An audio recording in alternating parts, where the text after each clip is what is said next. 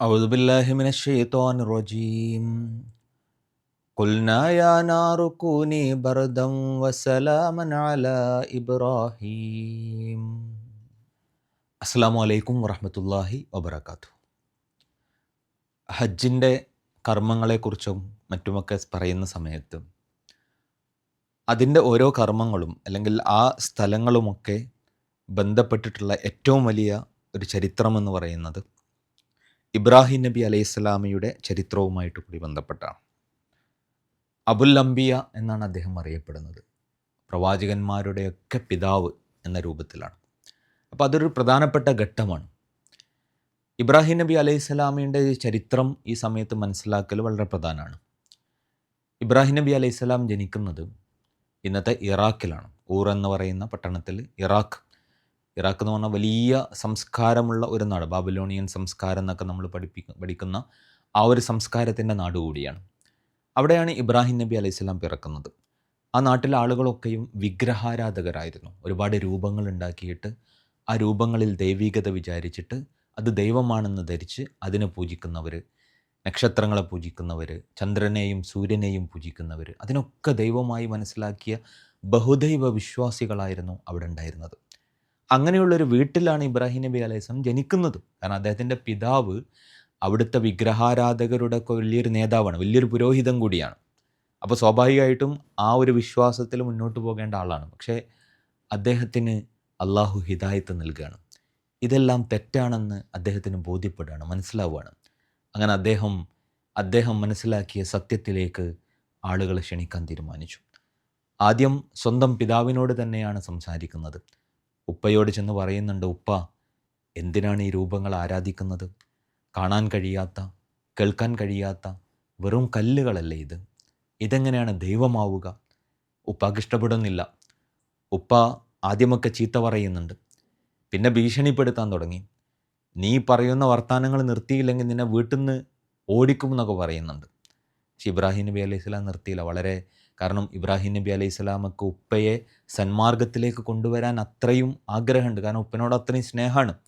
ഒരാളോട് നമുക്ക് സ്നേഹമുണ്ടെങ്കിൽ, ഇഷ്ടമുണ്ടെങ്കിൽ അതിൻ്റെ ഏറ്റവും വലിയ താല്പര്യം അവരെ സത്യത്തിലേക്ക് കൊണ്ടുവരിക എന്നുള്ളതാണ്, നന്മയിലേക്ക് കൊണ്ടുവരിക എന്നുള്ളതാണ്. അതിന് ശ്രമിച്ചപ്പോൾ അവസാനം വീട്ടിൽ നിന്ന് പുറത്താക്കപ്പെട്ടു. ഉപ്പ പുറത്താക്കി. പക്ഷെ അദ്ദേഹം നിരാശനായില്ല. അദ്ദേഹം നാട്ടിലേക്ക് ഇറങ്ങി. നാട്ടിലെ ആളുകളോടൊക്കെയും ഇതിനെക്കുറിച്ച് സംസാരിച്ചു. ആളുകൾ സ്വീകരിക്കുന്നില്ല. ആളുകൾക്ക് മനസ്സിലാവാൻ വേണ്ടിയിട്ട് പല രീതിയിൽ പ്രബോധനത്തിൻ്റെ രീതികൾ നടത്തുന്നുണ്ട്. ഇബ്രാഹിം നബി അലൈഹിസ്സലാം ഇസ്ലാമിക പ്രബോധനത്തിൻ്റെ വ്യത്യസ്തങ്ങളായ രീതികൾ ആവിഷ്കരിച്ച ഒരാൾ കൂടിയാണ്. അദ്ദേഹം ഇങ്ങനെ രാത്രിയിൽ ഇറങ്ങി നിന്നിട്ട് നക്ഷത്രങ്ങളുള്ള ഒരു ദിവസം ആളുകളെ വിളിച്ചുകൂട്ടി പറഞ്ഞു, എത്ര സുന്ദരമാണ് ഈ നക്ഷത്രങ്ങളിലെ, ആ നക്ഷത്രങ്ങൾ എത്ര സുന്ദരാണ്, അതാണ് ദൈവം എന്നൊക്കെ പറഞ്ഞു. അങ്ങനെ പിന്നീട് ഇങ്ങനെ രാവിലെ ആയപ്പോൾ നക്ഷത്രങ്ങളെ കാണാനില്ല. അപ്പോൾ അദ്ദേഹം പറഞ്ഞു, ഇങ്ങനെ അസ്തമിച്ച് പോകുന്നത്, കാണാതായി പോകുന്നത് എങ്ങനെയാണ് ദൈവമാവുക? അപ്പോൾ അത് പറ്റൂല. അങ്ങനെ പിന്നീട് ചന്ദ്രനെ കാണുകയാണ്. അപ്പോൾ ഇതുപോലെ ചന്ദ്രനും അസ്തമിച്ചു പോകുമ്പോൾ ഇതെന്ത് ദൈവം? പിന്നെ സൂര്യനും എല്ലാ പ്രകാശമാണല്ലോ, ചന്ദ്രനേക്കായി നക്ഷത്രങ്ങളെക്കാളും ഒക്കെ വലിയ പ്രകാശമാണ്. അപ്പോൾ പറഞ്ഞു, ഇത് തന്നെയാണ് ദൈവം. പക്ഷേ സൂര്യനും അസ്തമിച്ചു പോവുകയാണ്. അപ്പോൾ ഇതൊന്നും ദൈവമാവാൻ പറ്റൂല. അപ്പോൾ ഇതൊരു ഒരു ഡ്രാമ പോലെ, ഒരു നാടകം പോലെ, ഒരു അഭിനയം പോലെ അദ്ദേഹം കാണിക്കും. അപ്പോൾ സത്യം മനസ്സിലാക്കി കൊടുക്കാൻ വേണ്ടിയിട്ട് നമുക്ക് അത്തരം രീതികളൊക്കെ സ്വീകരിക്കുക എന്നുള്ളതാണ്. പുതിയ കാലത്ത് അതിൻ്റെ രീതികൾ വ്യത്യസ്തമായിരിക്കും. ഇപ്പോൾ നമുക്കറിയാം, സോഷ്യൽ മീഡിയ, ഇൻ്റർനെറ്റ്, അത്തരം സൗകര്യങ്ങൾ, മീഡിയ വർക്കുകൾ ഒക്കെ വന്നൊരു കാലത്ത് അത് ഉപയോഗിച്ചുകൊണ്ട് അള്ളാഹുവിൻ്റെ ദീനിനെ എത്തിക്കുക എന്ന് പറയുന്നത് ഇബ്രാഹിം നബി അലൈഹി സ്വലാമയുടെ ചരിത്രത്തിൽ വരെ നമുക്ക് മാതൃകയുണ്ട്. കാരണം അദ്ദേഹം അന്നത്തെ കാലത്ത് ആളുകൾക്ക് മനസ്സിലാക്കാൻ വേണ്ടിയിട്ട് ഒരു അഭിനയത്തിൻ്റേതായ രീതിയിൽ കാര്യങ്ങൾ അവതരിപ്പിക്കുകയാണ്. ആളുകൾ പക്ഷേ സ്വീകരിക്കുന്നില്ല. അവരൊന്നും കേൾക്കാൻ കൂട്ടാക്കുന്നില്ല. അവർ അവസാനം രാജാവിൻ്റെ അടുത്ത് പരാതി പറയുകയാണ്. ഇതാ നാട്ടിലൊരു യുവാവ് വന്നിട്ടുണ്ട്, ഇബ്രാഹിം എന്നാണ് പേര്, നമ്മളുടെ പൂർവ്വ പിതാക്കളെയും ദൈവങ്ങളെയും ഒക്കെ തള്ളിപ്പറയാണ്, അദ്ദേഹത്തെ ശിക്ഷിക്കണമെന്ന് പറഞ്ഞു. രാജാവ് വിളിച്ചു വരുത്തി. അങ്ങനെ രാജാവുമായിട്ടൊരു സംവാദം നടക്കുന്നുണ്ട്. നമ്രൂദ് എന്നാണ് ചരിത്രത്തിൽ ആ രാജാവ് അറിയപ്പെടുന്നത്. അപ്പോൾ സംവാദം എന്താ? അപ്പോൾ ആദ്യം സംവാദം തുടങ്ങുകയാണ്. അപ്പോൾ ഇബ്രാഹിം നബി അലൈഹി സ്വലാം പറഞ്ഞു, എൻ്റെ നാഥനാണ് യുഹീ വ യുമീത്ത്, ആളുകളെ ജനിപ്പിക്കുന്നതും മരിപ്പിക്കുന്നതും എൻ്റെ നാഥനാണ്, അള്ളാഹുവാണ്. അപ്പോൾ രാജാവ് പറഞ്ഞു, അതെനിക്കും പറ്റും. ജയിലിൽ കിടക്കുന്ന രണ്ടാൾക്കാരെ വിളിച്ചു വരുത്തിയിട്ട് അതിലൊരാളെ വെറുതെ വിടാനും ഒരാളെ കൊല്ലാനും കൽപ്പിച്ചു. എന്നിട്ട് പറഞ്ഞു, ഞാനിതാ ഒരാളെ ജീവിപ്പിച്ചു, ഒരാളെ മരിപ്പിച്ചു, ഞാനും ദൈവമാണ്. അതിന്മേ വല്ലാണ്ട് തർക്കിക്കാൻ നിന്നില്ല ഇബ്രാഹിം നബി. ഇബ്രാഹിം നബി അടുത്ത ചോദ്യത്തേക്ക് പോയി. അടുത്ത ചോദ്യം എന്താ?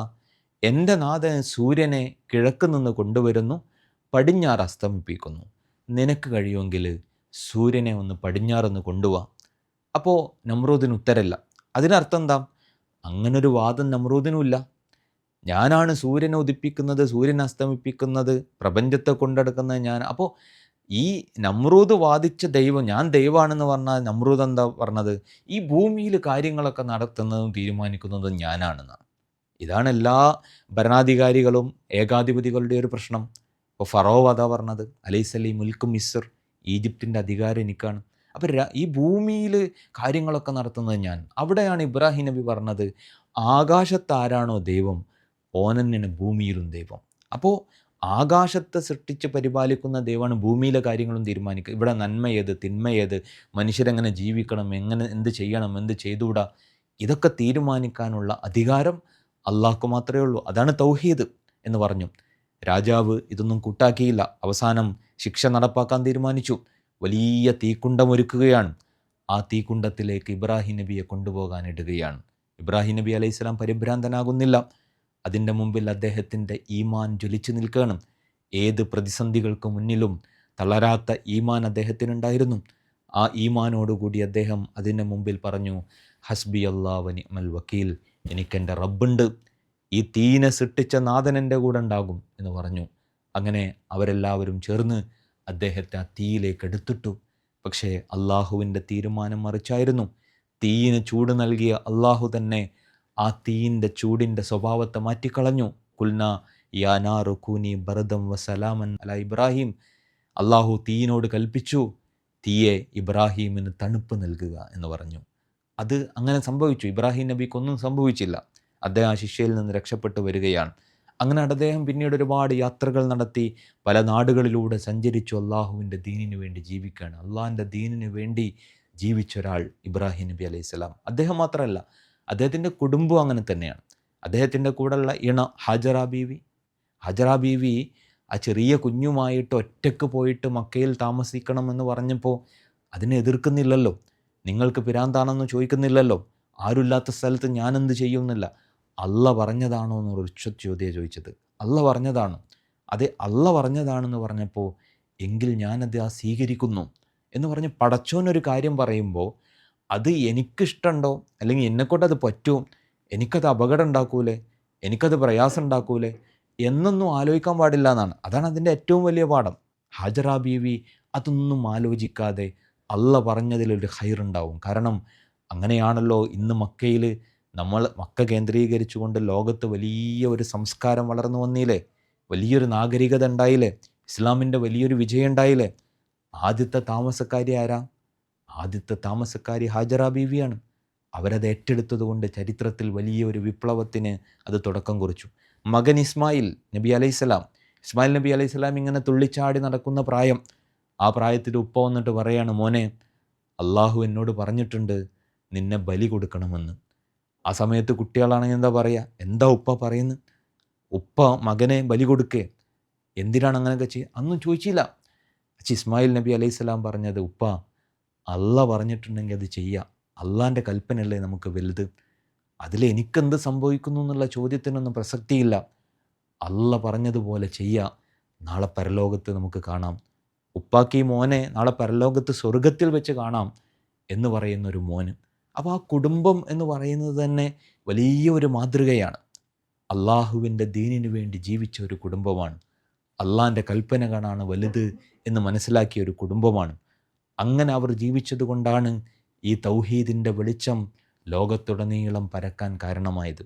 ഇബ്രാഹിം നബി അലൈഹി സ്വലാമക്ക് മറ്റൊരു ഇണ ഉണ്ടായിരുന്നു, സാറ എന്ന് പറയുന്ന ഇണ. അതിൽ നിന്നാണ് ഇസ്ഹാക്ക് നബി ഉണ്ടാവുന്നത്. ഇസ്ഹാക്ക് നബിയും ഇസ്മായിൽ നബിയും ഇബ്രാഹിം നബി അലൈഹി സ്വലാമയുടെ മക്കളാണ്. ഈ ഇസ്ഹാക്ക് നബിയിൽ നിന്നാണ് പിന്നീട് വലിയ ഒരു പ്രവാചകത്വ പരമ്പര ഉണ്ടാവുന്നത്. യാക്കൂബ് നബി, യൂസുഫ് നബി അലൈഹി സ്വലാം, അങ്ങനെ പോയിട്ട് വലിയൊരു പരമ്പരയായിട്ട് അത് പോകുന്നുണ്ട്. ഇസ്മായിൽ നബി അലൈഹി സ്വലാമയുടെ പരമ്പരയാണ് മക്കയിലുണ്ടായ ആളുകളായി പിന്നെ രൂപപ്പെട്ടത്. അതിൽ നിന്നാണ് മുഹമ്മദ് നബി സല്ലല്ലാഹു അലൈഹി വസല്ലം മക്കയിൽ ജനിക്കുന്നത്. അങ്ങനെയുള്ള വലിയൊരു ചരിത്രം ഇബ്രാഹിം നബി അലൈഹിസ്സലാമുമായി ബന്ധപ്പെട്ട് നമുക്ക് കാണാൻ കഴിയും. ആ ഇബ്രാഹിം മക്കയിലൂടെ ഇങ്ങനെ സഞ്ചരിക്കുമ്പോൾ, ഹജ്ജിൻ്റെ കർമ്മങ്ങളിലൂടെ ഒക്കെ ഇങ്ങനെ നടക്കുമ്പോൾ നമ്മളുടെയൊക്കെ മനസ്സിൽ നിറയേണ്ട വലിയ ഒരു ചരിത്രം കൂടിയാണത്. കാരണം അള്ളാഹുവിൻ്റെ ദീനിനു വേണ്ടി എല്ലാം സമർപ്പിച്ച് ജീവിച്ച ഒരു കുടുംബത്തിൻ്റെ ഒരു ചരിത്രം കൂടിയാണത്. ആ കുടുംബത്തിൻ്റെ ചരിത്രത്തിൽ നിന്ന് ഈമാനികമായ കരുത്ത് നമ്മുടെ ജീവിതത്തിലേക്ക് ചേർത്ത് വെക്കുക എന്നത് ഏറ്റവും പ്രധാനപ്പെട്ട ഒരു കാര്യമാണ്. അള്ളാഹു സുബ്ഹാനഹു വ തആല അതിന് നമുക്കൊക്കെയും തൗഫീഖ് നൽകി അനുഗ്രഹിക്കുമാറാകട്ടെ. അസ്സലാമു അലൈക്കും വറഹ്മത്തുള്ളാഹി വബറകാതുഹു.